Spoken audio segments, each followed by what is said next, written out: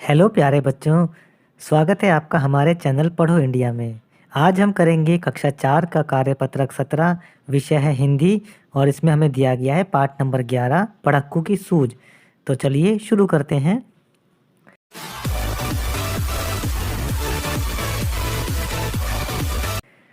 बच्चों, कार्यपत्रक के प्रश्नों को हल करने से पहले हम पढ़क्कू की सूझ कविता का सार पढ़ लेते हैं कि इस कविता में क्या क्या हुआ था। तो पढ़क्कू नाम का एक व्यक्ति था। वह हर बात पर बहस किया करता था। एक दिन उसने कोल्हू में बैल को अपने आप घूमते देखा। उसे बड़ी हैरानी हुई कि वह बिना किसी आदमी के अपने आप कैसे घूमता रहता है।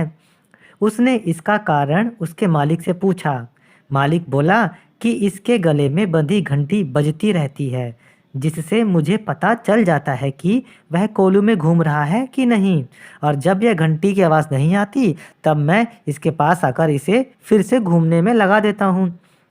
तब पढ़क्कू कहता है कि अगर वह खड़े खड़े ही घंटी बजाता रहे, तो भी तुम्हें क्या पता चलेगा कि वह घूम रहा है कि नहीं। तब मालिक हंसते हुए कहता है कि मेरा बैल तुम्हारी तरह इतना पढ़ा लिखा नहीं है।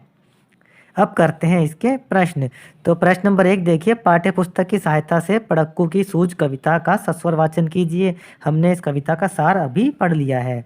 अब आते हैं प्रश्न नंबर 2 पे, रिक्त स्थानों को भरिए। पहला देखिए, एक पढ़क्कू बड़े तेज थे, तर्कशास्त्र पढ़ते थे। दूसरा, जहाँ न कोई बात वहाँ भी नई बात गढ़ते थे।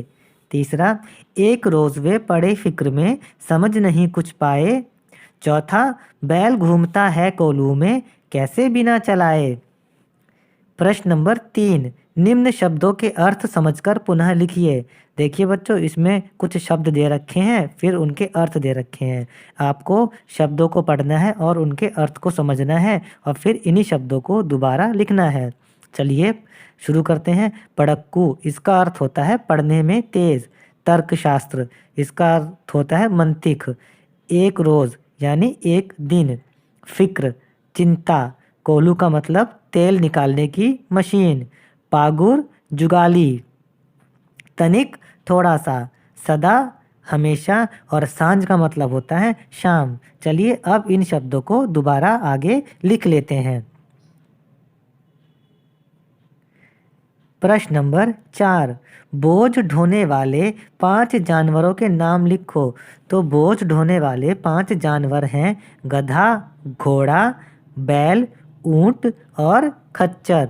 बच्चों, ये जानवर हमारे दैनिक जीवन में बोझा ढोने के काम आते हैं। इन जानवरों का अधिकांश इस्तेमाल लोग गांवों में करते हैं। प्रश्न नंबर 5, बताओ ये क्या क्या गढ़ते हैं। गढ़ने का मतलब होता है बनाना। जैसे सुनार सोने के गहने बनाता है, लुहार लोहे का सामान बनाता है, कवि कविताएं लिखता है, लेखक लेख और कहानियां लिखता है, कुम्हार मिट्टी के बर्तन बनाता है और ठठेरा धातु का सामान बनाता है।